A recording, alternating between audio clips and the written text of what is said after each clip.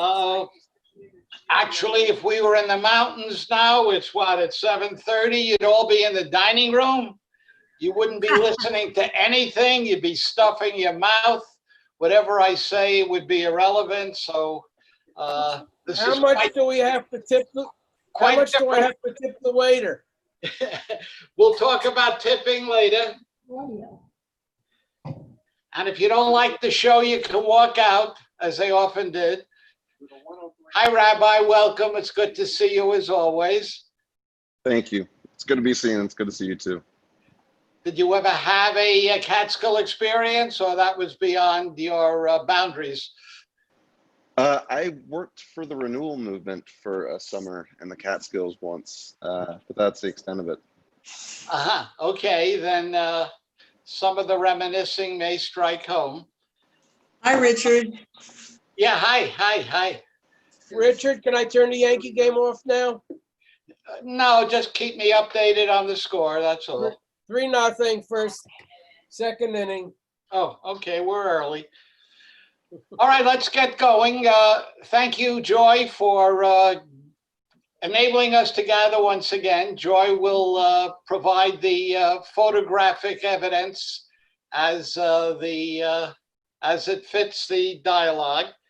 As always, talk to me, talk to anybody if what is said requires some sort of instant response.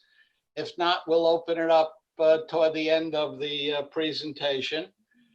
I should say a full disclosure requires that well, you know, I'm a historian, so that I'll give you some of the background to the Catskill experience, but it's more than that. I was what you might call a participant observer, namely, when I was about 12 or so, my folks went up to the Catskills and would do so for the next 12, 15 years. I was a part of many of those years, at least a decade, so I know what of I speak. Mostly vacationing, but also working, if you could call it that. I was a pool boy, a lifeguard, a tennis instructor, a bellhop briefly, a busboy, a teenage counselor. But my fondest recollection is when I worked the pool, a related job had me working the spotlight for the acts that came on Saturday and Sunday night. To work the spotlight meant I had to go up to this attic area and maneuver this huge spotlight, which probably goes back to the days of Ziegfeld Follies. It was extremely hard to maneuver, and I had to make sure to do the blackouts. The singers would get very upset if they came to the end, the dramatic end of their song, and there wasn't a blackout. And if I missed it, I would be reprimanded. So I had the Catskill work experience, but it goes beyond that as well. My parents met at a hotel in the Catskills. They not only met, they married. And it turned out to be a hotel that was adjacent to the hotel where I spent all those years. And as some of you know, and it will now be revealed, is the location where I met my wife, who many of you know. And she is on the, she's on one of the boxes tonight, and will check out some of my commentary and evaluation of the Catskill scene. So it's very close to our hearts, to our recollections. So as I say, I will give you some history and also some personal anecdotes that I experienced. In recent years, however, as all of you know, ghosts now wander the darkened lobbies and corridors of the hundreds of hotels that once flourished in Ulster and Sullivan County, although back then often referred to as Solomon County, in upper New York State. In fact, Joy has a few pictures indicating, yes, the ruined chairs.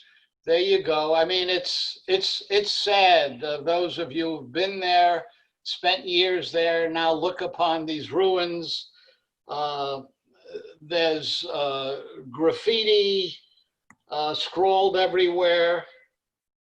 Weeds grow in the empty, cracked pools. Tennis courts are hidden under accumulated debris. It's kind of depressing. Sort of like the, look at that picture. Kind of like the ancient ruins of a once magical Jewish playground. And that's all that's left. That's all that's left. So I have my memories. I expect many of you, before the night's out, will probably introduce your memories and your experiences.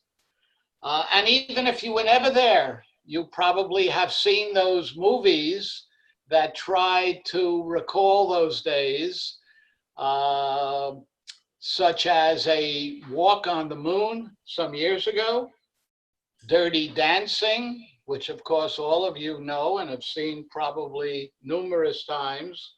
Sweet Lorraine was filmed at the Haydn Hotel in the Catskills. And of course, all of us thrilled to Mrs. Maisel last season.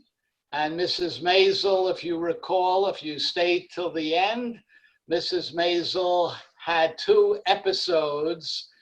There she is.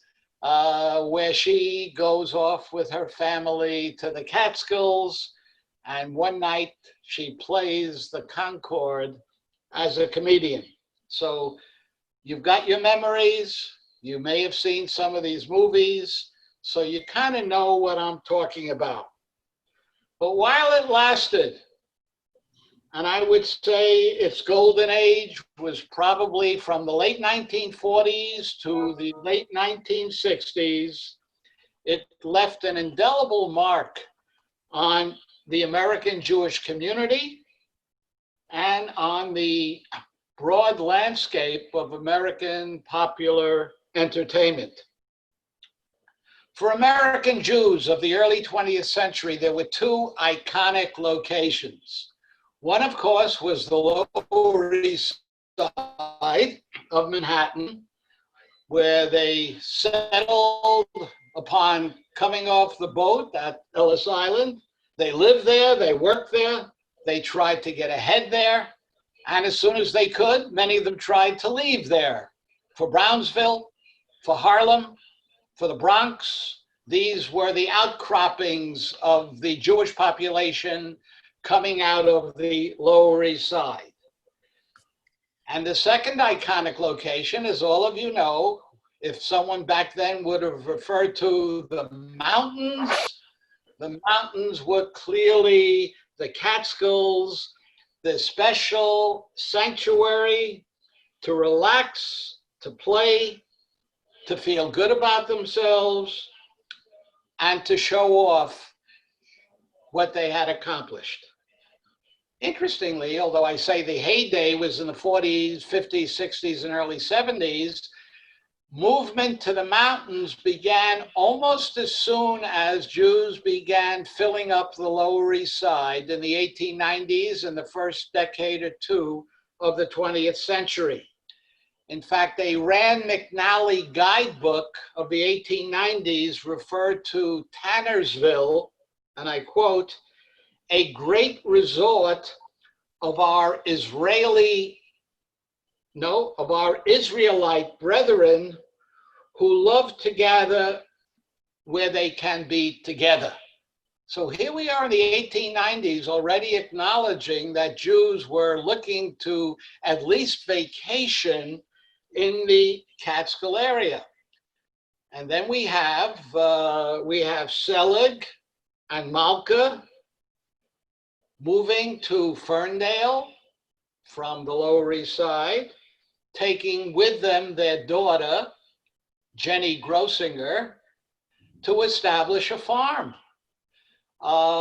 Many of them had been farmers back in Europe and wanted to get away from the teeming city, from the Lower East Side, which at that time was the most densely populated area in the world. So they wanted, many of them did, to get away, to get back to the land. And your first generation of migrating Jews tried to become farmers in that Catskill area. And hundreds of them did buy farms. Regrettably, unfortunately, they proved not to be very successful farmers, but they soon discovered that there were lots of folks back on the Lower East Side who would give anything to spend a week or two up on the farm for the fresh air.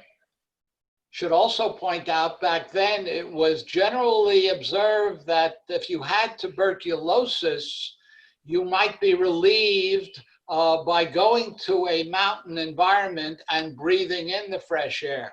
So part of it was medicinal and part of it was to get away from the city, the hot, crowded summers in New York City.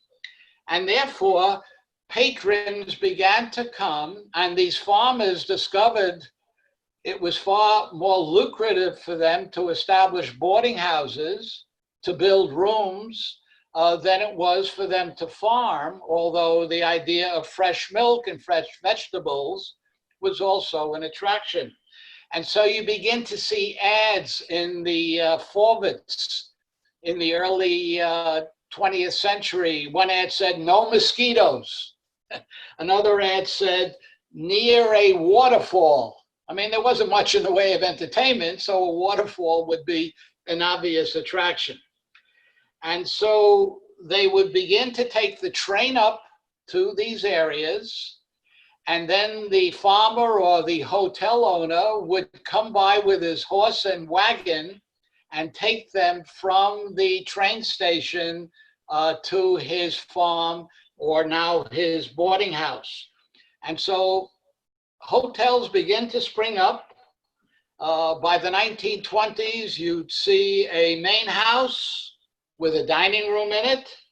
Across the road, you'd have a playhouse or a casino, as they often called it, as well as a pool. And also bungalows began to spring up. I think Joy has a picture of, I'm not sure it's a typical bungalow, but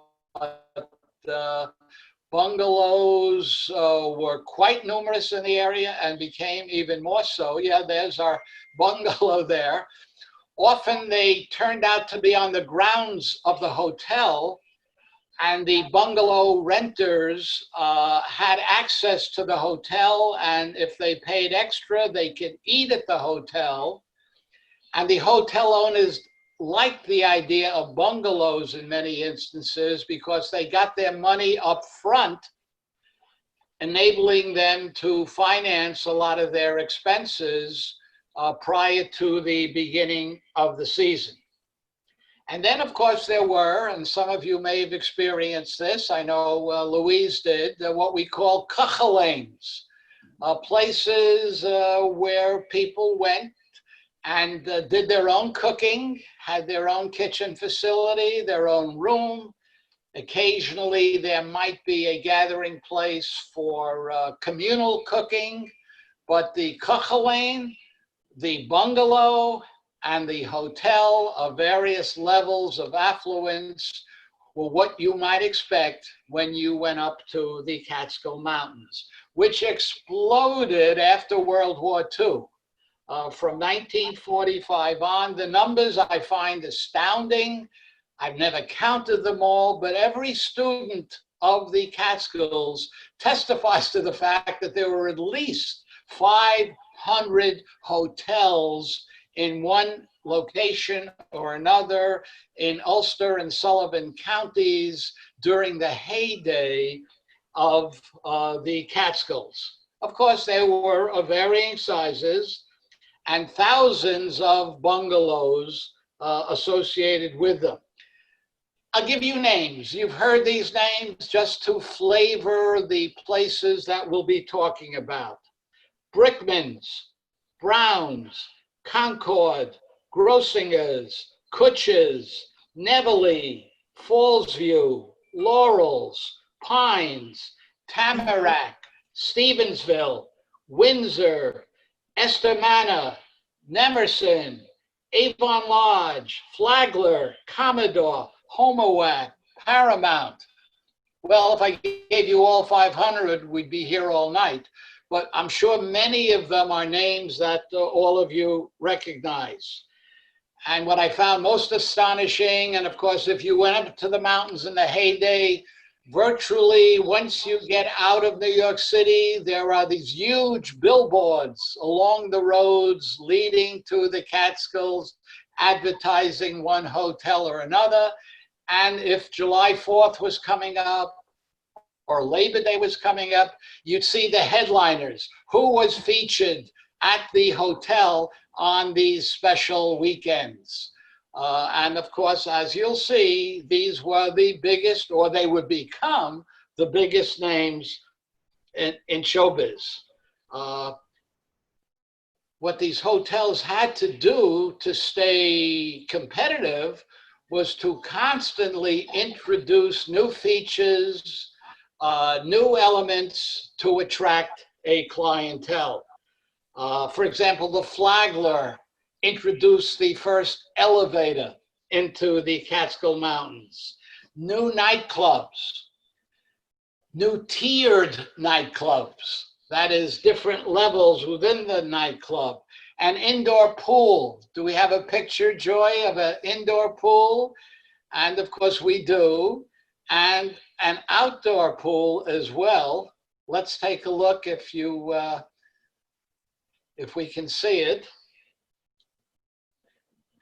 There's the indoor pool, which obviously came after the outdoor pools, which came first. Yeah, here we go.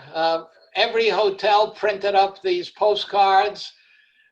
Every pool was featured as Olympic sized.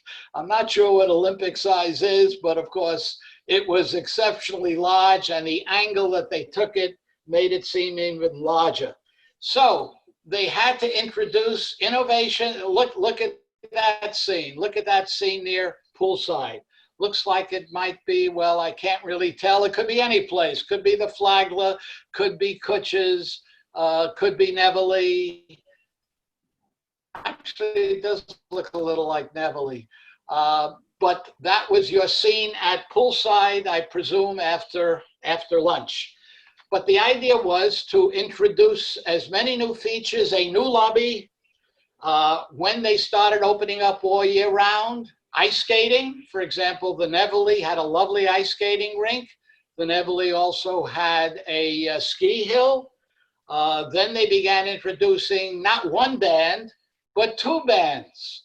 You had your show band, and then you had your mambo band, which generally played at the pool and made things very, very festive. There were golf courses, tennis courts. In short, every year or two, you could expect an addition, an improvement, an upgrade to justify, why you'd be going back to that hotel. And then, of course, they started opening for the Jewish holidays. They started playing for the convention crowd. So that enabled them to stay open beyond the usual 10-week summer stint. Now, why did people come?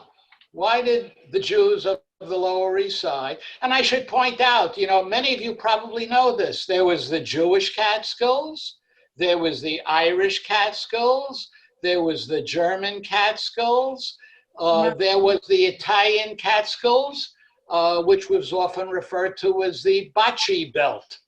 So it was not only the Jews that went to the Catskills, although I must acknowledge the Jews were the largest group that did migrate into the area, but other ethnic groups also felt an attraction to head up there. Now, in a previous discussion I had with you, we talked about anti-Semitism and we talked about discrimination against Jews. And the fact of the matter is, as late as the 40s and 50s, there were still hotels and recreation areas where no Jews were allowed. So the Catskills became the sanctuary for the Jews, a place where, of course, they were welcomed, they were admitted, they were encouraged. So it was to some degree anti-Semitism that drove Jewish populations into the area. And later, when we try to account for the decline of the Catskills, you could certainly point to the fact that discrimination and barriers were reduced, and therefore Jews were allowed to go elsewhere. But it was a comfort zone for Jews. There was Yiddishkeit there. As you'll see, many of the comedians and the entertainers spoke Yiddish. They found a receptive audience. So if you ask me why the Jews went there, it was a place where they could be comfortable as Jews and, of course, meet fellow Jews. And it was a good deal. It was a good deal. It was all in one. You got everything. You got a nice room. You got plentiful food. You got activities galore. You got sports activities. In fact, it was kind of the archetype of what, for example, cruises would later offer to bring in people by offering them, you know, entertainment, food, recreation, sports under one roof. Here we have, I'm not sure why at the moment, we'll get to it. We have exercise classes, which made a lot of sense, although I see only women participating, except for the man leading it. But in any event, back to the point of why people came, it was an all-in-one experience. You paid and you got everything bundled together. The trip also was relatively close to New York, although back then, if you know anything about the experience, the most fearsome part of the experience was the Wurtsboro Hills. They were rather steep, and cars often didn't make it. If you went up the Wurtsboro Hills on a hot day, you'd see many cars off to the side, boiling over. You'd see little kids with water buckets splashing them on the brakes because the brakes got hot and the cars couldn't proceed. So while I say the Catskills were not that far away, the trip could be harrowing, especially if you didn't have your own car. What was the other way to go up there? You went by hack, and a hack was an elongated taxi, which would pick you up, would pick other people up, would go through New York picking people up at various locations, and then make the tedious journey up to the mountains. And it would be your luck to be the person to be the last to be left off. So it could be a tough experience. But by and large, today, if you go to the Catskills, it's certainly a trip under 3 hours. It was also a family vacation. Everyone went. Often the father would come up weekends. He worked during the week. He'd then take the trip, come up Friday night, leave Sunday night. It was a family vacation in the sense that there were day camps at many of them. In fact, Louise will tell you that she was a counselor at this day camp at the hotel where we met. So you could come, you could get rid of your kids, you could eat like crazy, everything was included. What could be wrong? What could be wrong? And it was, as you'll see, a family atmosphere. The owner often met you. In fact, Joy, if you have a picture from Mrs. Maisel, some of you may remember when Mrs. Maisel's family went up there, and the minute their car passed in front of the main building, the owner came out to greet them. And it was kind of expected. Let's see if we have it. Yes, here it is. There's the owner of the hotel. There's Mrs. Maisel, her father and mother. And it was expected, that the owner would come. Or if he didn't come, when you checked in, the owner would be at the desk and, of course, would welcome you. As one writer put it, quote, "You know what to expect. You know what room you're getting, the same room as the year before. You're welcome when you come up. You get the same table, the same waiter. The owner comes over to you. She knows your aunt had died or your business had expanded. She knows what to talk to you about." So it was a very Hamish place, a family place, and that too accounted for its attraction. Also, and this is true, I think, of many vacation spots, you could reinvent yourself. You could augment your identity. You could say about yourself whatever you wanted to say. And I have a personal experience here. My father, who was a lawyer of some repute, nonetheless, when he came up to the Windsor Hotel, everyone saw him as a judge. There was Judge Skolnik, and no one chose to ask questions or dispute it. He was automatically promoted. And my family came from relatively modest background, but up in the Catskills, we lived in Greenwich Village. We lived in a luxury apartment. And again, we chose not to dispute that. So my point is that when you go to the Catskills, you can reinvent yourself. No one quite knows who you are. You can pretend to be someone other than who you are. And even as you'll see when I get to the entertainment, every entertainer had just come back from the Copacabana, had just played the Elegante, had just played Vegas, had just played in Jersey at Atlantic City. Everyone was elevated when you went to the mountain. Every pool was Olympic size and beyond. So that was a very attractive feature. And you could show off. You could bring your finest clothes, which many people did, or when I worked as a bellhop, I parked cars and everyone oohed and awed as the cars came in. The Chevy Impala, the Thunderbird, the Mustang, the Eldorado Cadillac, everyone put their best foot forward. As someone commented on this, and I found it very insightful, and I'll quote, "Now they were able," referring to the Jewish guests, "now they were able to find a Shangri-La, an ideal, a place that was away, a place that was not a tenement. Even more than the food itself, it was the elegance of being served, the elegance of asking for doubles, even if not eating it, even if just tasting it and saying, nah." That was the luxury of it all. People who had simple jobs and saved up for weeks became kings and queens.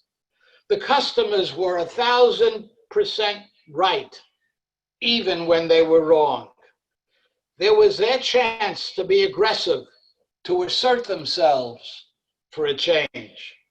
Every night was a banquet. There was the dressing for the occasion, the coming in and looking around to see what others were wearing and what others were doing, being on their best behavior. So the Catskill experience in many of the better hotels, I should say, not in the bungalows or the kuchelanes, but was a way of forging a new identity, showing off, being served, feeling like a king, where that always wasn't the case back home. I should say, you know, the Catskill experience depended upon your perspective, who you were, what you were doing there. There was a staff, you know, behind the scenes, the kitchen help, the maintenance help.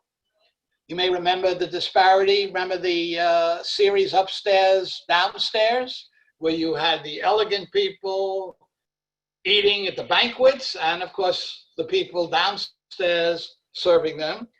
And then kind of intermediary were the waiters, the busboys, the bellhops, the lifeguards, the waterfront people, the band members, the social directors, the athletic directors, the tumblers, the instructors of various, like the tennis instructor. And then you had a lot of college kids filling these roles. For the college kids, yeah, they worked hard. Their quarters were certainly substandard for the most part, but they got great food. They got good tips. Many college kids said they went through college by virtue of the money they earned in the Catskill Mountains. You could earn back then, I'm talking the 50s, you could earn $1,000 to $2,000 a summer as a, let's say, a bellhop or a busboy, at the better hotels even more. So you could pay for your college tuition back then. And therefore, the Catskills attracted a lot of young college boys and some college girls. And of course, that meant there would be summer romances. So that would be an added attraction of going to the Catskills. And then there were your entertainers. They obviously had a different perspective on the mountains. It was the rare entertainer in the 50s and 60s who had not at one time played the Catskills. This was the cradle of American entertainment. This was a testing ground for honing your act and getting known and getting on the larger circuit. Just give you some names. These are a very small sampling of those who played the Catskills at one time or another. Some of these are outdated. Some of you are younger than I am, but you probably will recognize Joey Adams, Woody Allen, Paul Anka, Lucille Ball, Red Buttons, Milton Berle, Sid Caesar, Myron Cohn, Rodney Dangerfield, Tony Fields, Eddie Fisher, Buddy Hackett, Edie Gourmet, Steve Lawrence, Jerry Lewis, Alan King. Of course, all of you recognize these names, or most of them. There's a picture of Jerry Lewis, and there's a very young picture, if we can find it, of Sid Caesar. Do we have that, Joy? Well, we will at some point. There's Jerry, and there's Sid. Look at Sid Caesar, what a body. He started actually, many of them started as pool boys or bus boys and later became entertainers, or they started in the band. For example, Alan King was a drummer. Sid Caesar played the sax and then later on moved into comic entertainment. Of course, you wouldn't recognize them from the names that they were originally. Mendel Berlinger was Milton Berle. Isaac Zeisser was Sid Caesar. Irving Knieberg was Alan King. Well, you all know about that. We talked about name changes in other connections. How did these people get up and entertain in the mountains? There was an entrepreneur, a booker by the name of Charlie Rapp, R-A-P-P, who booked most of the acts at the major hotels. For example, in 1962, he booked 175 different acts for 90 hotels in the mountains. Many of them did several shows a night. There'd be a 9 o'clock show, a 10:30 show, a midnight show. So what these people would do, they'd do their show, they'd get into a car or a taxi. The big taxi service up there was Mendel's taxi service, and Mendel would take them from one hotel to another to make sure they got there in time to do the midnight show or the 10:30 show, etc. Some of them then stayed up there. Charlie Rapp bought a motel, and he encouraged his acts to stay in the motel after they performed, or if they were performing Saturday night and Sunday night, they'd stay over at his motel and then go to their second booking. Others went back to New York, but not before stopping at the Red Apple Rest. Those of you who know the mountains know that this iconic eatery, kind of like the, well, what shall we say, the hot dog place in Coney Island, a place where everyone stopped, everyone got a nosh. The trip often was long and hard. And the comedians often stayed there and they went over their acts and they stole each other's jokes. So the Red Apple Rest was a stop-off place along Route 17 that was open 365, 24 hours a day. It first opened in 1931. In addition to Charlie Rapp, there was the Stanley Wolf Players. This fellow sent to many hotels summer stock, so they put on shows usually during the week, and that would be another form of entertainment for the guests. Let's turn to the guests. Of course, the guests varied, which hotels they went to, how long they stayed, were they 1 week, 2 weeks, a month, a season?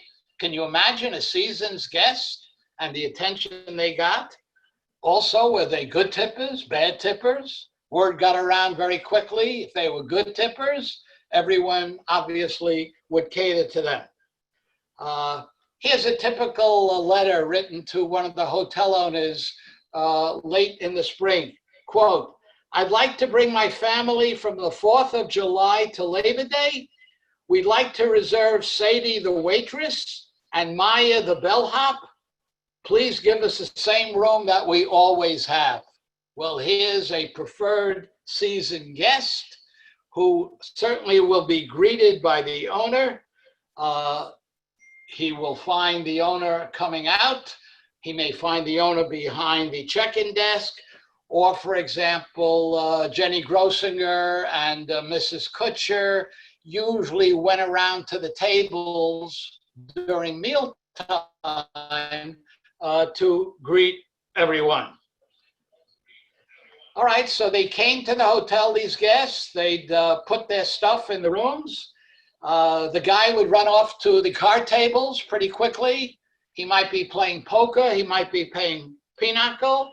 The women put on their bathing suits and they head out to the pool.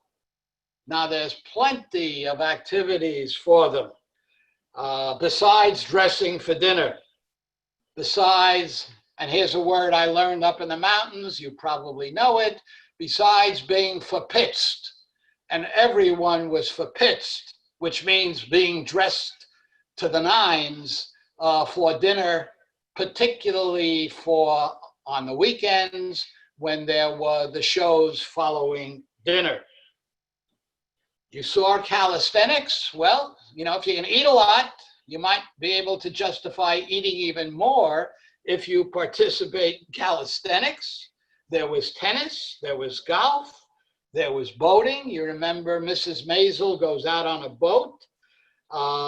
There is dancing at poolside.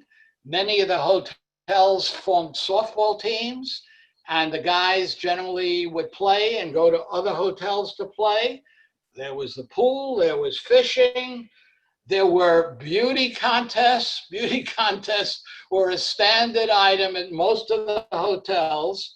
I'm not sure we'd have that today, but back then it was a very popular activity. And also people used to listen to the PA system, hoping that their name would be called, that they would be getting a phone call. Presumably, if they got a phone call on the PA system, they might be someone of importance. And of course, the big game, which is representative of the Catskills, was Simon Says. Simon Says, the king of Simon Says was Lou Goldstein from the Grossinger's Hotel. I think we should play a game of Simon Says now. You know the rules, right? When Simon says to do it, you do it. When Simon says do not, you do not do it. So Simon says, put your hands on your head. Simon says, touch your beard. Well, difficult for many of you. Simon says, touch your pipik, which would be your stomach. All right, hands up. Hands down. Well, that's the problem. Simon did not say, and therefore, eventually, we would winnow down the numbers who would survive the various Simon Says. In fact, Mal Lawrence, the comedian, was first a tumbler, and he did Simon Says, and he said he couldn't get anyone out when he began doing it. He had to give away 30 T-shirts because everyone was able to beat him at Simon Says, which is very funny. Then there were night activities. There were movie nights, talent night, dance night. There was something I never experienced, maybe once. It was very big in the Catskills, mock marriages. Any of you hear of that? Mock marriages. They go through a wedding procedure and they get some couple to be the bride and groom, and they go through the whole ceremony. I'd have to think about what made that such an attractive feature.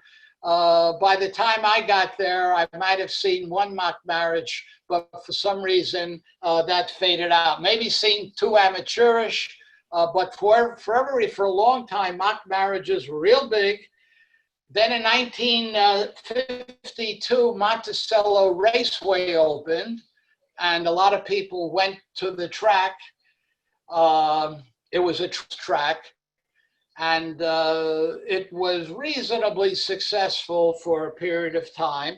And then the other activity people engaged in was trying to sneak into other hotels. That is, other hotels had entertainment of one sort or another, some singer or some comedian that you hadn't seen. And so it became a real game to try to sneak into another hotel, or hopefully knowing someone who was staying at another hotel and trying to get an invitation. So during the night, you had those activities. And also throughout day and night, you had Latin American music. This was big in the Catskills. And of course, from the Catskills, it went throughout the country, 50s and 60s, Latin music from Cuba, from Puerto Rico, from elsewhere, Tito Puente, Prez Prado. It's Cherry Pink and Apple Blossom Time, if you remember that song. And it's too bad we can't be together because one of the favorite dances of Louise and myself was the cha-cha. So next time we have a gathering, Louise and I will demonstrate the intricacies of the cha-cha and maybe also the mambo, the rumba, the merengue, the paso doble, the tango, the bossa nova. I mean, there was a deluge of Latin music, Latin musicians, Latin dancing, 6 lessons for $35. Not bad. You could become a mambo dancer in virtually no time, within a week. In the earlier days of the Catskills, when the men went home for the week, the staff, the man staff, was expected to dance with the women. That was part of your obligation. And I must say, when I first saw, I think I got to the Catskills, I was between 12 and 13 years old. I first saw my dance night, I guess early in July. I couldn't get over the moves, the sinuous moves of the mambo dancer. Well, there's more to the story. Her name turned out to be Sherry Cohn, and appearing at the hotel not long after that was Buddy Hackett. And as some of you may know, Buddy Hackett married Sherry Cohn. So I was the first to recognize her talent at 12 years old, but Buddy Hackett married the woman, and from what I could see, they were married for a lengthy period of time. All right, the big deal at the Catskills, at least as far as entertainment goes, were the shows. Your typical show would have a dancer. Well, let's put it this way. The headliner was usually the comedian, but before the comedian came, you could get dancers, you could get animal acts, you could get mind readers, you could get acrobats, you could get magicians. And of course, if you got singers, it was obligatory for them at some point in the performance to sing Romania, Romania, or Tsena, Tsena, or Bar Mir Bist Du Schön, or Yiddische Mama, or My Städtler Belts. I mean, they obviously were catering to the appropriate crowd. And the comedians were the main attraction. Give you a list, a sampling. Woody Allen, Mel Brooks, Red Buttons, Sid Caesar, Alan King, Jackie Mason, Rodney Dangerfield, Myron Cohn, Buddy Hackett, Sam Levinson, Robert Klein, Don Rickles, Toady Fields, Joan Rivers, Milton Berle, Jerry Lewis, on and on and on and on. They all were there at one time. Interestingly, the audience knew all of them, and therefore they insisted. Every time there was a comedian, every comedian had a little shtick. Every comedian usually reverted to a set piece that he did that had always worked over the years. And so, I don't know if you remember Dick Shawn at all, but Dick Shawn was always prevailed upon to do his hallelujah shtick. Buddy Hackett had to do his Chinese waiter shtick. You may have seen this shtick by Alan King. He did it in Vegas a long time. He'd come into the audience with news items about the death of a man, and then at the end of the obituary, it would say, survived by his wife. He would then go to another person with another obituary, survived by his wife, trying to make the obvious point that women outlast men. Jackie Mason did a shtick about Jewish men at the opera. You know, how they were totally indifferent. You had to do everything you could to keep them awake. In any event, the crowd always demanded that the comedians do their shticks. And by and large, if they weren't running too late, they generally complied.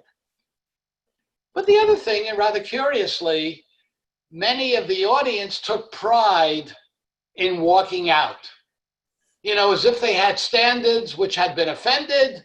And even Jackie Mason can't make me laugh, so I'm walking out. I'm walking out.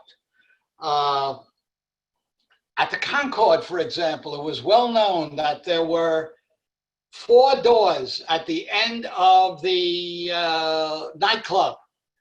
And comedians and entertainers were always very conscious of the fact that while they were performing, they looked at how many doors were being opened. If one door was opening, well, a few people maybe had to relieve themselves, not a big deal. If it was 2 doors or 3 doors, then you were in trouble, and then they were walking out on you. So yeah, the audiences often were tough, but on the other hand, they wanted their money's worth. So after a singer or an entertainer would do their shtick, they then insist that there be an encore. And they kept applauding, applauding, applauding until the performer came back out, did another bit, sang another song. Now, my memory isn't all that great, but I do remember some of the jokes that were told in these various performers and some of the topics. Now, you don't have to laugh. I can't hear you. You're all muted. You can walk out, because that would be a typical Catskill audience. But I want to give you some of the flavor of some of the jokes that I remember from my Catskill experience. There are the classics, of course. The old Jewish gentleman who is struck by a car. He's laying there. A policeman comes over and asks him, "Are you comfortable?" And he says, "I make a living." That you've heard. The other one that's been circulating for centuries, the food stinks and the portions are so small. That we hear repeatedly. There was a tendency to deprecate women. Virtually all of the comedians, with the exception of Toady Fields and Joan Rivers, were men, and they thought it was funny to put down women in various, quote, humorous ways. Jackie Mason says, "I haven't spoken to my wife in years. I didn't want to interrupt her." Guy is driving in his car. A policeman pulls up to his car. He said, "Do you know a woman fell out of your car about 2 blocks away?" And the guy says, "Thank God. Here I thought I was growing deaf." Again, the same kind of put down of women. Or Alan King, a little milder. "Last year I took my wife on a trip around the world. This year she wants to go to someplace else." All right, not bad. There was also, Jewish style humor. Again, Jackie Mason, money is the most important thing. Money is not the most important thing in the world. Love is. Fortunately, I love money. Or a bumblebee turns to another bumblebee and asks, "Why are you wearing a skull cap?" To which the bumblebee responds, "I don't want to be mistaken for a wasp." Henny Youngman, "I once wanted to be an atheist, but I gave up. They have no holidays." And of course, Dangerfield's one-liner, "When I was a kid, my family moved around a lot, but I always found them." Another common topic were doctors. Jews maybe as kvetches, Jews as going to doctors more than others. I don't know the answer. Henny Youngman, "I told the doctor I broke my leg in 2 places. He told me to quit going to those places." A doctor to a patient that he just ran into, "I have good news and bad news. The good news is you have 24 hours to live. The bad news, I couldn't reach you yesterday." If you want to hear more of these, you probably went to the show Old Jews Telling Jokes, and it's now on the internet. You can listen to these and even worse ones on Old Jews Telling Jokes. The other thing that often happened when the entertainers, the comedians were there, is they'd start kibitzing with the audience. "Anyone here from Brooklyn? Anyone here from Bensonhurst? Anyone here from the Bronx?" And of course, there'd always be somebody there. Alan King would say, anyone here from Great Neck? And of course, they'd get into a whole shtick about Great Neck and owning a home and so forth. So these comedians were very good at interchanges with their audience. The other thing about comedians is they'd often come up for the day. So I would run into Jackie Mason, for example, walking around the hotel. He'd sit on a chaise lounge, go into the pool, and then do his thing at night. So there was that kind of Hamish atmosphere. All right, sports were also big in the mountains. As I said, hotels formed softball teams. The staff, the guests, and they'd play other hotels. Basketball was much bigger. This was the heyday. If you attended my discussion of Jews and sports, you probably remember that basketball was for a long time the Jewish game, featuring many Jewish outstanding basketball players. And therefore the hotels followed through and had their own basketball teams, and in many cases recruited full squad college teams from places like Kentucky, University of Kentucky, Bradley, DePaul, NYU. You probably all remember when Wilt Chamberlain went to the Kutchers and played. He was a bellhop at the Kutchers, and he also played on the basketball team. I don't think that's him in the picture, but it might be. I don't think so. And who was the coach of the Kutchers team for a while? Red Auerbach. Who else did Red Auerbach coach? The Boston Celtics. So basketball was very big. I know I worked at the Brickmans for a while, and every Friday night, big basketball game, fair amount of betting, very competitive, very entertaining, until the infamous betting scandals of the 1950s, and much of this then came to an end. The other thing they did was the big hotels, they would bring up boxers to do their training before a match. You will probably remember the heavyweight champion, Rocky Marciano. He trained, I think, at the Concord. Ezra Charles, a heavyweight, trained at the at Grossinger's, and others.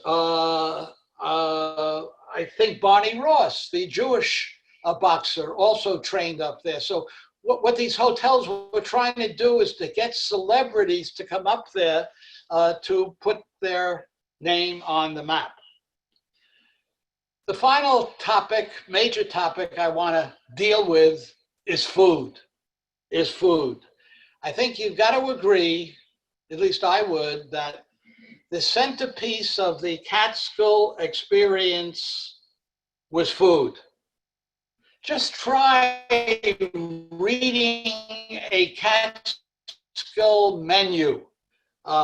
It takes considerable perseverance. It's an embarrassment of riches. Look at that table in the picture.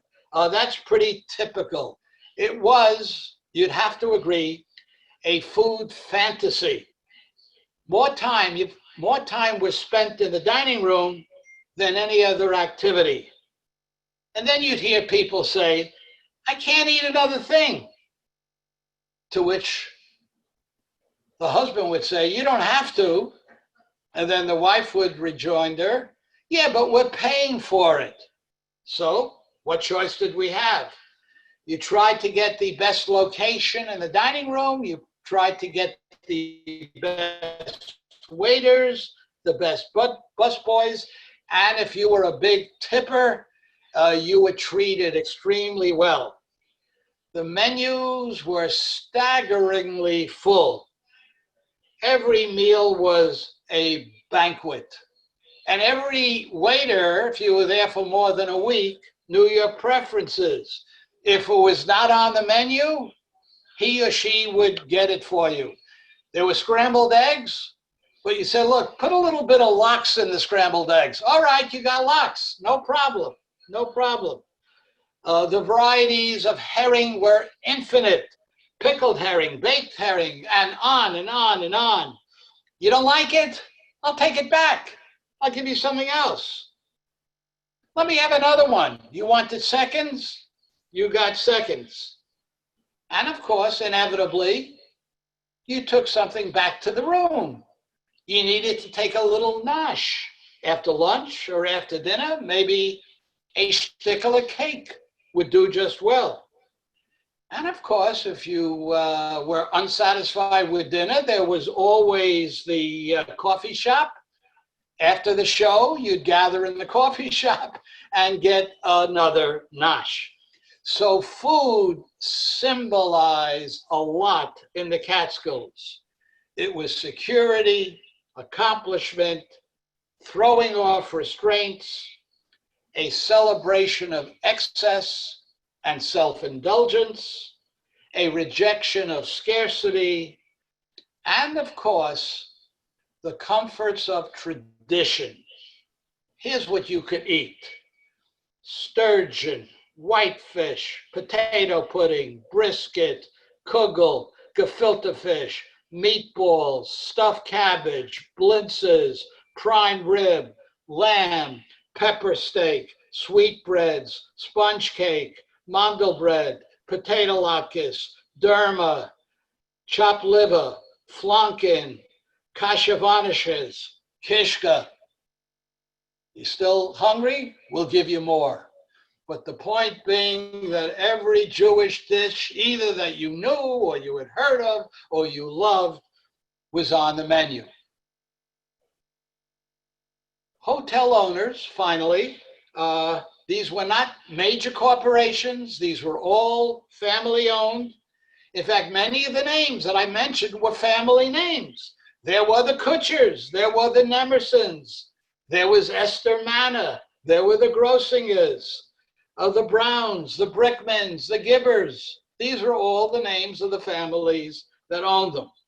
In fact, the hotel that Louise and I went to, then the buildings, the various buildings where people stayed were named after the children of the owners. There was the Sydney, there was the Jacob, there was the Eleanor.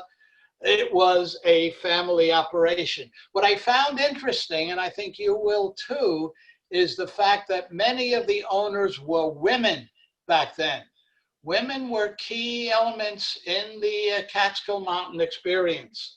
Lillian Brown of Browns, Jenny Grossinger, of course, Dora Levinson of Tamarack, May Schweid of the Pines, Esther Strasberg of Esther Manor, Helen Kutcher. So very, very interesting, and they were very good at it, always trying to upgrade, always trying to bring celebrities in, have a reason for publicity. For example, in 1955 at Grossinger's, Eddie Fisher married Debbie Reynolds, made a big deal of the marriage at Grossinger's. Okay, now for the final sad part. All good things often have to come to an end. And by the 70s, it's clear that the future will not be in the Catskills. As someone referred to it, it had a lot to do with AAA. Assimilation, airplanes, and air conditioning. People started going on cruises. People started heading to Europe. Club Med and others duplicated the all-in-one package deal. Many of those who used to go to the Catskills moved to Florida or moved to California. Their kids were no longer interested in going. It was too Jewish. Some of the kids had married outside the faith. The families dispersed. You no longer had the opportunity to go as a family. As a business that had always been tough and competitive, you had to keep up, you had to add improvements. That was not easy. Gambling, which had been expected to bail out the Catskills, never came. It just came recently, as you know, on the grounds of the Concord Hotel, but it is nothing like what was needed. And right now, because of COVID, it is closed. So every so often, when Louise and I are driving in the area, we try to divert to see where we had once been and enjoyed. And what we saw in recent years were ashrams, transcendental meditation, New Age facilities had taken over some of these. Jewish camps had come into the area. Retreats had been established, but basically most of the places were empty, overgrown. We as a family did manage to go up to the Nevele as a family before it did close. But you know, the good news is, if you've been reading the paper lately, thanks to COVID, if you can thank it, people are beginning to buy second homes in the area. Real estate prices have gone up. People have taken over and refurbished old bungalow colonies. People have established yoga facilities. And so there is new life, nothing like what once was in Sullivan County and Ulster County. So the Catskills were our Jewish Camelot. If you remember the song from Camelot, don't let it be forgot that once there was a spot for many shining moments. That was our Catskills. That was our Camelot. And yes, Louise and I are still together after nearly 60 years. So if nothing else, it was magical for us. Thanks a lot.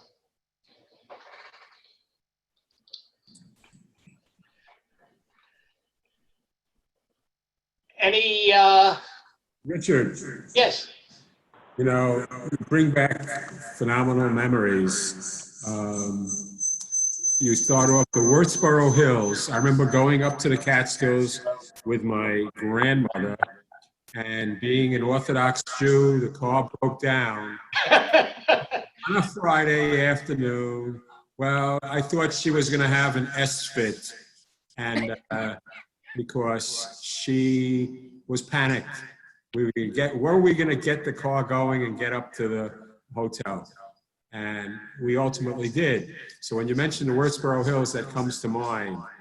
And a lot of other things. We stayed in a Cuckoo Lane for a few years. And it was, you know, I have pictures of me as a 2-year-old, 3-year-old, 4-year-old. And like when you talk about entertainment, the Browns, the Brown Derby.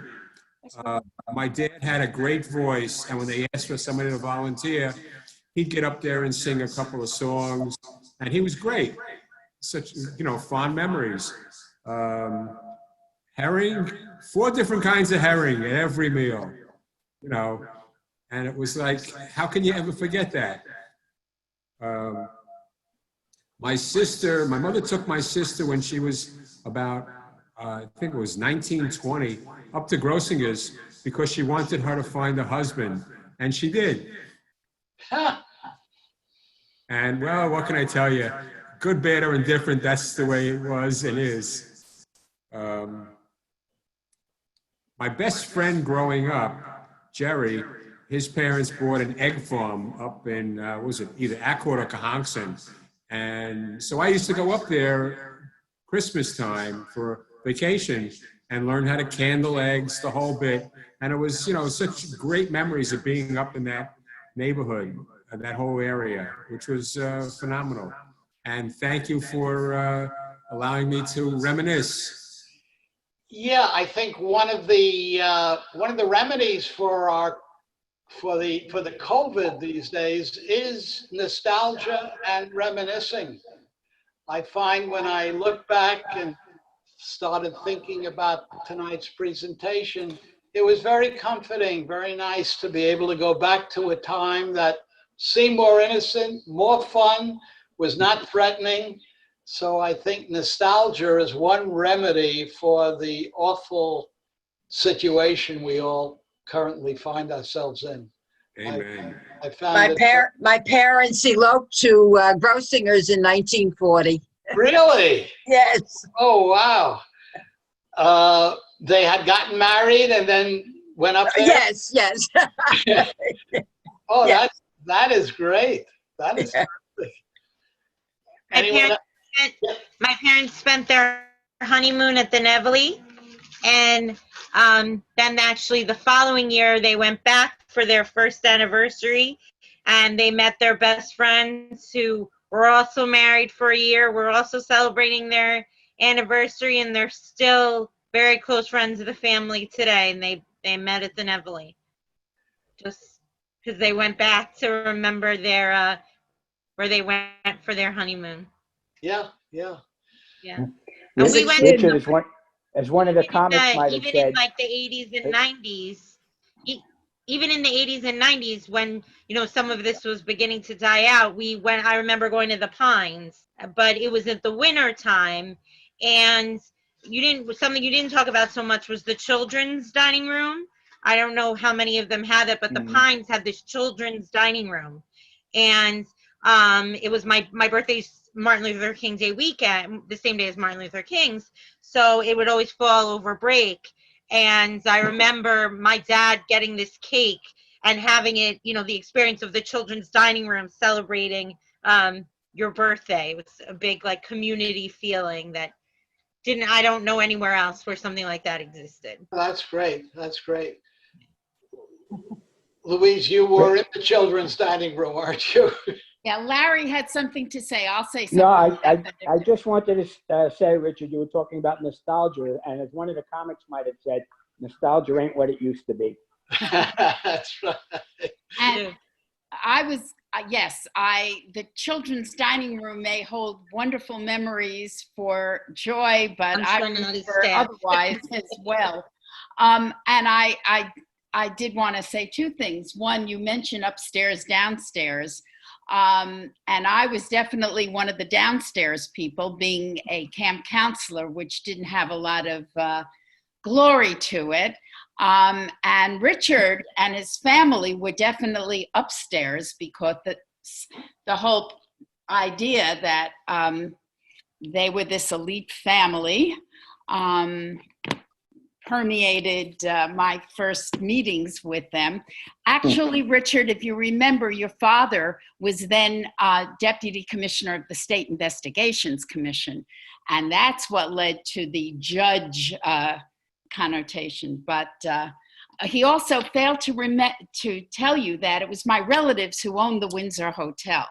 And that was the only basis upon which my parents allowed me, a freshman, to go to South Fallsburg, to the Windsor. Turned out to be a really good thing that they did. But that was the basis, because they were very concerned about my being downstairs help at the Windsor Hotel. The other thing I did want to say, of course, I have lovely memories of that whole area, but in thinking about it, it was really very, very 50s, very post-war, very sexist, racist, probably very homophobic. I do recall some of the comedians and their terribly sexist jokes. So, you know, we can have the nostalgia, but I'm really glad that lots of those elements are no longer, that permeated life there. There were a lot of very unhappy women who were there. I think more happened there than you reported in terms of some of the behaviors. of people there. And I do know some of this because as a camp counselor, some of these women would talk to me. I was like 18 years old. I don't know quite what I heard and whether I understood it, but there was a lot of pain that was there as well. So just to put a little other view of that era. So you want to tear down the statue of Jackie Mason? Is that it? Yeah, I'm certain. Yeah. As a kid, I went to a kachel with my grandmother for a month. And then my parents we went to Brickman's and Brown's. And of course, Brown's was Jerry Lewis, the Jerry Lewis Theater. That was the really big deal. Later, as a professional musician, I became part of the house band at the Concord. And it was really not so much fun, as Louise would have said, because they could keep you had a, quote, rehearsal and then the show. And a normal rehearsal was 2 hours, 2.5 hours. They could keep you for 4 hours. However long the performer wanted, that's how long you did. I can remember one show we did with Peter Allen where we only had to stay till midnight. Well, at midnight, he was still going, and the orchestra got up and walked out because by then we had enough. When we went over his charts during the rehearsal, it was like a 5-hour rehearsal. He was very disorganized, and he had a very big ego. So he really loved being in front of people was the thing for Peter Allen. But at 12 o'clock, finally, we all got up and walked out, and he continued to play. So it was an interesting place.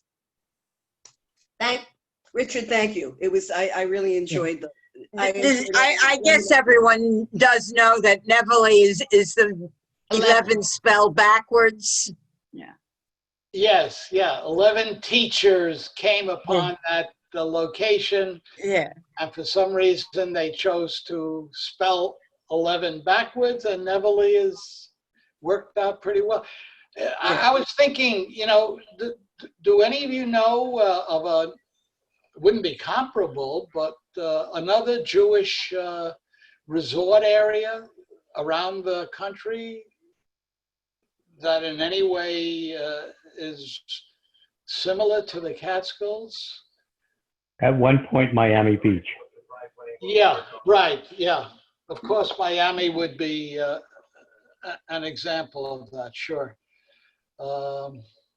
But Miami were just hotels. They didn't give you meals or entertainment. It was a different scene, but certainly it did draw, and still does draw, I think, a large Jewish constituency.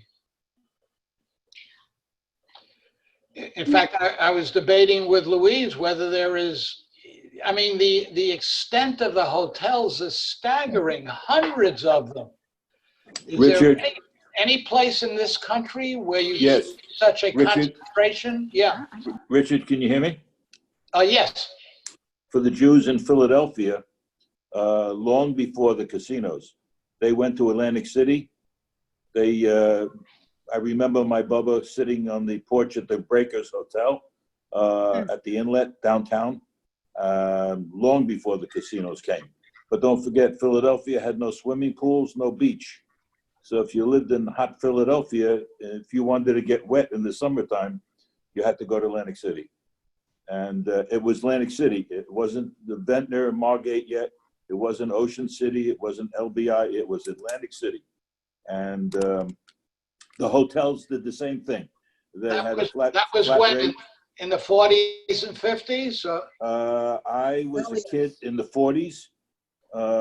During World War II, the Army took over the hotels on the boardwalk and converted them to rehab centers for the wounded soldiers. And soon after the war was over, they were reverted back to their owners. But even before that, that's if you have to wanted to go swimming, you had to drive 60 miles to Atlantic City. Yeah. My mom was born in Philadelphia, and she obviously she was older than you were, And she would tell me about, like, in the, I guess, the 20s, late 20s and 30s, that trip, because I don't think there was a bridge. I think you had to take a ferry. And it was a really unbelievable trip. She told me about that. But that was where they went from Philadelphia also. So. Yeah, that was the only place. Well, at least for the Jewish people. Maybe the Gentiles went to Brigantine or Margate or something. But in those days, it was pure Atlantic City. It was the bungalows, the hotels on the boardwalk, and they had these big fire trap mansions on Pacific Street. They were 3-story wooden houses, and they became rooming houses. I mean, just to look at them today, you would shiver just looking at them. I mean, one match and they'd disappear. And they rented rooms, and they rented a room and they used the common kitchen. And that was in the 40s and 50s. I remember my mother talking about the steel pier. That was with the flying horse. Oh my God! Yeah. That was her big thing, the steel pier, and how wonderful it was. Well, there was an easy place for the kids to disappear for the day. You took a bag of lunch, and you went there at 10 o'clock in the morning and came home at 5 o'clock at night for about 50 cents. 2 movies, a variety show, the flying horse, and who the hell knows what else. Yeah. Thanks, But Jack. that was heavily Jewish at that time. Okay, good. Richard, isn't it true that the bungalow colonies, some are still there, and the Orthodox have taken over a lot of them? Yes. Yeah, they're still in the Catskills. That's what we've seen, yeah. In fact, Joy has a picture. Here we go. If you go there today in the warm weather, you'll see many scenes just like this that we saw. In the bungalow colonies, they've also established Jewish camps. So the Satmars and a few of the other Jewish groups have colonized a number of those areas. So yeah.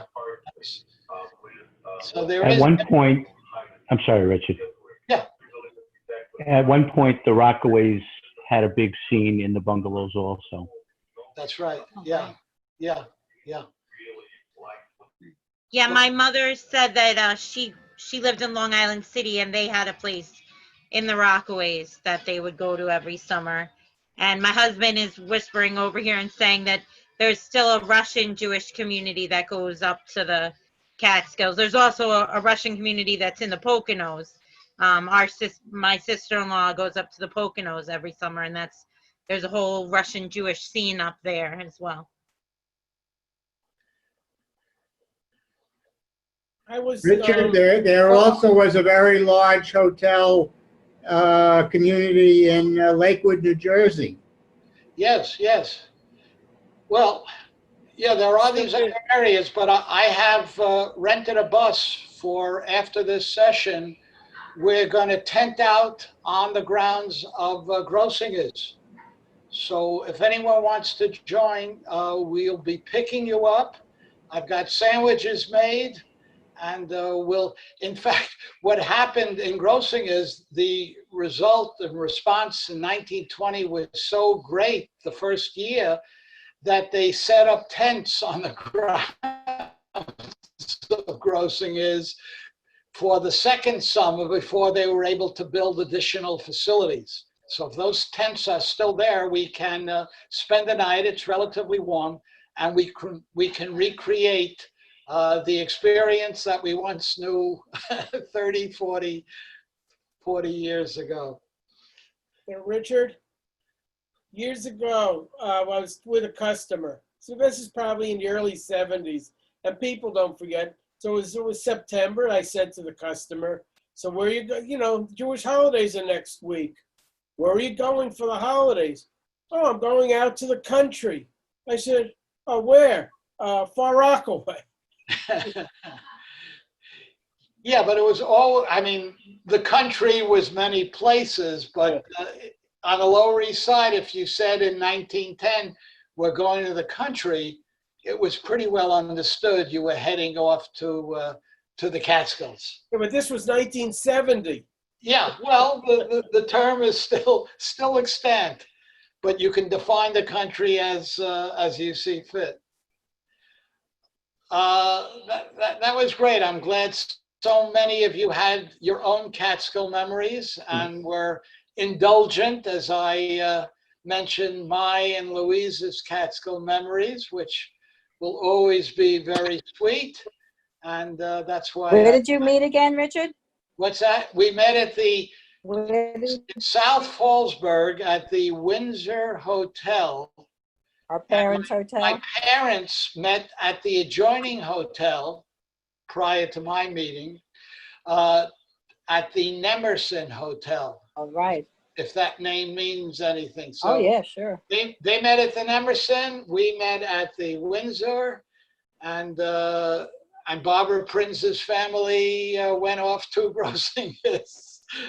So we all. How old were you when you met, Richard? I met in. You were 21 years old, 22. You were studying for your PhD orals. And that's what you were doing that summer. Talk about. Meaning you were playing a lot of tennis and swimming and studying also. Yeah. So I was wearing, back then I think I was wearing a Dartmouth shirt. Mm-hmm. And Louise says to me, knowing the exaggeration that goes on in the Catskills, she said to me, "Oh, so your brother went to Dartmouth." No, it's because he looked about 10 years old, and someone introduced me to him, and I really thought he was 13 or so, and I said, "Oh, your brother go to Dartmouth," and of course he already was a Yale graduate student. So that's how we started. That was the moment. Misrepresentation throughout. That's very sweet. You know, I just want to say, I remember I grew up in the Bronx in a tenement apartment. We went to Rockaway one summer. It was like the country, as you say. I seem to remember going to Long Beach, though. Is that possible? Yes. Staying somewhere in Long Beach. And I'm trying to remember. I remember we had a little bungalow in Rockaway, but I'm trying to remember what was there in Long Beach that they were renting. There were hotels and bungalows there. No. Well, was there still? I mean, we were poor people. It was, you know. Well, was there still Maybe bungalows? I'm mistaking it for Rockaway, but houses? I seem to remember going to Long Beach, and it was a big deal going from the Bronx. I don't even know how we got there because we didn't drive. Well, most of the bungalows on the West End were Irish. And If you drive down Beach Street and get to the West End, they have all these houses that are year-round now, but they're not a street. They have a walk, October walk, November walk, and those are year-round houses now. They were bungalows. Yeah, we must have been, but that was a big deal to go from the Bronx to Long Beach. I remember. For how long a period, Lois? A week, a month? Probably a week. Yeah. Yeah. I remember my when we went to Rockaways, that the men stayed home. My best friend, who's still my best friend, a neighbor, the mothers went with us. We went. Yeah, I think I was 15 years old. What a big deal that was to go to Rockaway. But yeah. Yeah, I used to feel badly. You know, the women were playing all week at the hotel, and the men would be back in the city working, and they'd come up Friday night. Oh yeah. They'd be sweating at the Draggle. And how many women had affairs with the pool boys and all those and the waiters? We didn't talk about that. There must have been plenty. I was not permitted to cover that. Oh. But if that would have been fun. If you remember the movie A Walk on the Moon, right, with Viggo Mortensen and Lane, right? She's at a bungalow colony, and Diane Lane, yes. He is selling. He's a peddler of some sort. Yeah, and he sells clothing. They do have an affair. Right. So at least there was some recognition that was Right. certainly. That was a good movie. I remember that. It was a nice movie. Goes back Yeah. quite a bit. But I still remember going to a Kachalain. The Kachalain was a large room, and I remember it had these porcelain, and it was a huge, like, rectangular thing with gas jets, and each home could have a place to cook. And as I say, we were poor people, and the mothers cooked there, and we went back to our own room or whatever it was, and we had this big communal kitchen. I must have been but I still remember it so, because it was, it was so different. The Kachalains also, when there were refrigerators, usually you shared with another family. Probably, yeah. Because when I went, I remember we went to a Kachalain called Shine Walls, and I remember my mother saying, "That fire trap." Who knows what it was? She was really frightened about how, Right. probably it was like, it probably would have gone up with one match, no question Right, about right. it. But I have a picture of my aunts and my cousins and this huge frame house. We talk about fire with a huge porch. So this must have been the place. This must have been the place that we were all staying at the time. Yeah. Yeah, I went with my grandmother too to a Kachalain, same situation. And I had such memories, beautiful memories of this big, huge place. And then a number of years ago, we took this nostalgia tour and we went back. I found the place, and it was a small house with a small porch. Right. But for me, it will always be this big, magnificent Right. place I was at with my beloved grandmother. Yeah. Sure. But you said your parents owned a hotel. No, my mother's cousin owned the Windsor Hotel. Oh, your mother's cousin. That's why I was permitted to go. Yeah. Oh, okay. Yeah. I don't know what town was it in? South Fallsburg. Oh, South Fallsburg, sure. It's near the Brickman. It's near the Pines. Right. It's in that area. I remember going when my kids were growing up. We went with people whom we grew up with. Every January we went and we took our kids to the Homework. Homework, yes. I remember that. And the kids loved it. Because I remember my kids, I'd say to them, have something else. You can have everyone. And my son was young at the time, and he says to me, I can have anything I want. Michael, boy, you want this? You want that? He was like, he couldn't get over it, that he could eat any food he wanted and stuff like that. That was big memories. Yeah, my Aunt Julia ended up going with my parents. She was a big dessert person, and when they asked her what she wanted, she said, "Oh, one of each." And the waiter said, "What are you having for dinner?" She said, "One of each." And there were like 6 different desserts. That's all she did. She ate 6 different desserts that night. But what changed when my kids were growing up was that you didn't have the Jewish waiters. You didn't talk about the Jewish waiters. Who we had Latino waiters, I think, at the time. That was very different from the Jewish waiters. The Jewish waiters were, some of them were the stereotypes, of the Jewish waiters, like you have in Katz's Deli, you used to have, and all those, you were lucky that they talked to you. But yeah, that changed. The wait staff definitely changed years later. But it was great. It was great. If you want to feel stuffed, I looked in the on the internet for Jewish Catskill menus, and it was exactly as I remember them. I mean, every imaginable item up and down the page. It was thick type and choices for every meal.